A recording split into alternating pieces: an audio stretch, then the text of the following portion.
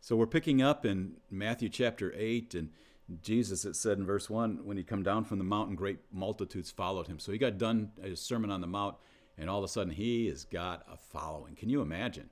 The first things we'd seen there before the sermon is he'd healed all these people that came from all over the place, and now he gives this message, and it's like, this is a whole new kingdom concept. This is so different, his teaching. And so he's got this massive group following him. In verse 2 it says, and behold, a leper came to him and bowed down to him, saying, Lord, if you are willing, you can make me clean. What's his question? His statement. His statement is, Lord, if you want to, you can make me clean. You can heal me. Because, most of us, our place of faith, this is a question we all deal with in these days too, is most of us believe God can do something, right? Like he made the universe. I think he can do whatever we're asking. I think he can do that. He's big enough. Our question comes down to, do you want to? God, do you want to touch me? Do you want to heal me? Do you want to help me? And so our question is much like this leper, and we're asking, Lord, if you are willing, if you want to, we know you're able, but if you want to, you can make me well. And Jesus answered, he stretched out his hand and touched him, saying, I'm willing, or I want to. That's what I want to do, be cleansed.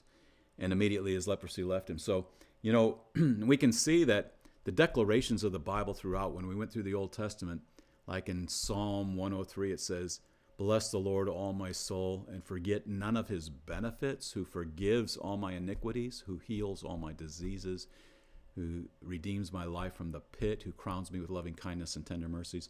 So we see there's a declaration of the Lord's goodness that most of us believe that if he forgives us, he wants to forgive us of all of our iniquities. Although sometimes even in that we hold things in our head thinking, yeah, that was bad, and we hold it over ourselves. We don't let him cleanse us from all of our iniquities. But then I think we really battle with heal all of our diseases, redeem my life from the pit. Does he want to do that? And if we get that settled, it says here, that was the key thing for the leper. When he understood he wants to, Jesus said, I want to, and he just reached out and he healed him. I think a lot of our connection with the Father is when we'd really get to the place, our faith would be, he's a good God. He wants to do things that are going to be good for me. So, and then we move on to another story of a centurion he says he's got a servant who's paralyzed, suffering great pain. And this is a story, amazing story. And Jesus says to him in verse 7, I'll come and heal him. And the centurion says, no, I'm not worthy. You just say the word and it'll happen, because I'm a man under authority. I have people under my authority. If I say go, they'll go. If I say come, they'll come. You just say the word, it'll happen. And Jesus commends this guy in verse 10. He says, now when Jesus heard this, he marveled and said to those who were following, truly I say to you, I have not found such great faith with anyone in Israel. Wow. What a slap in the face. He came to the Jewish people. He came to Israel, and now this Roman guy has the greatest faith of anyone. He's not found anything like this in Israel. The chosen people, nobody's got the faith like this Roman. Well, this Roman understood authority. He understood kingdom stuff. He understood when something's said by someone in authority, it happens. We don't understand it as much in America. We don't have a king, although some of our leaders try to be kings. They're not supposed to be kings. What a king says goes. In America, we have government is supposed to be by the people, and so we have representatives that represent who we are, and they take our petitions, or they make the decisions they think are best and whatever, and we can appeal those. But if you're under authority like this, no, say go, come. If you don't, like our brother said he was in a place with a king, and the king said the servant came around with little cups of wine and was taking it and said, king wants you to drink wine with him. And our friend whispered to him, says, I don't drink alcohol. And the servant whispered back to him, says, if you don't drink wine with the king, he'll kill you. So you take the cup and you go, and if you fake it or whatever, but you do it because whatever the king says goes. And so to have that understanding, we understand that Jesus is the king, he said it covers me, then we can have faith that, whatever he said, it's going to happen. It applies to me. That's the place where faith comes in. So it's when we establish what God's will is, not necessarily his power. I think we all believe he can do anything, but does he want to? And that's what this section's kind of talking about here quite a bit. And so it goes on in chapter 8. It talks about more healings at the end. Peter's mother-in-law. So that's where we know Peter was married, because his mother-in-law was sick with a fever. Jesus touched her, and the fever left her. It says in verse 15, she arose and waited on him. So when she got healed, she was grateful and immediately began to serve Jesus physically right there in the room. So, it says 16, 17, when evening had come, they brought many who were demon-possessed. He cast out spirits with a word and healed all who were ill. All who were ill. Wow. I don't know if you can picture this, what was going on. This was so revolutionary that everybody that came in that was sick, that anything was wrong, everybody,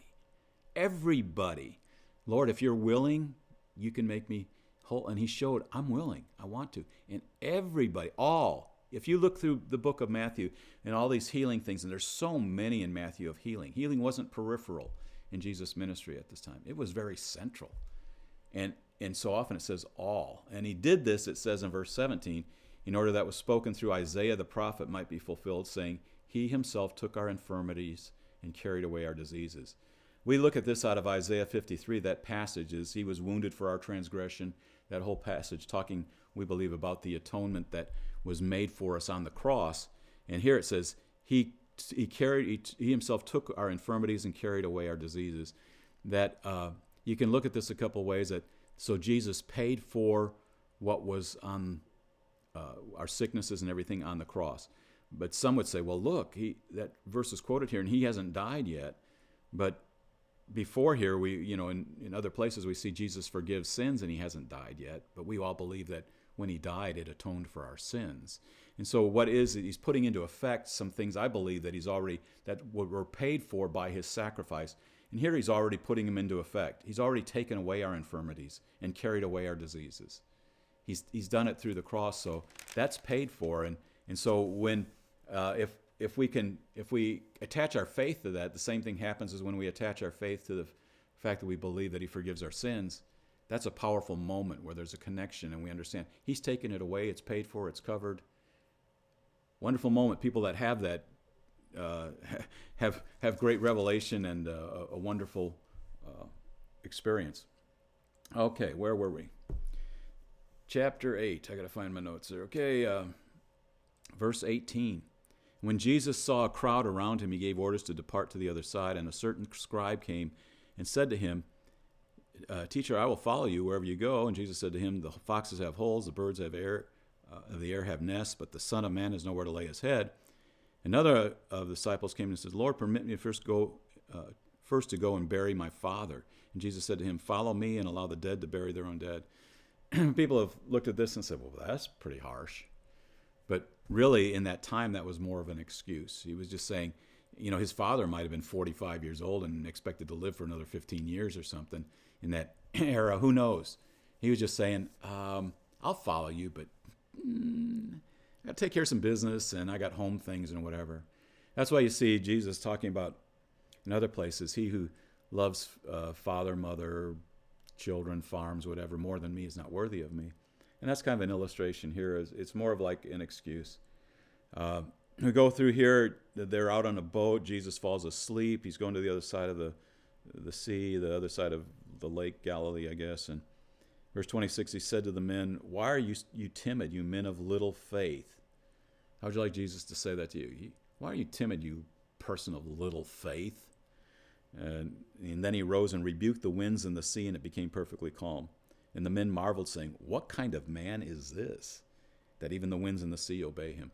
So Jesus demonstrates his authority over even nature in this thing. And the guys are kind of really amazed. Who is this? What kind of guy, what kind of man is this? Well, he's a God man. That's what this whole revelation of the gospel is all about.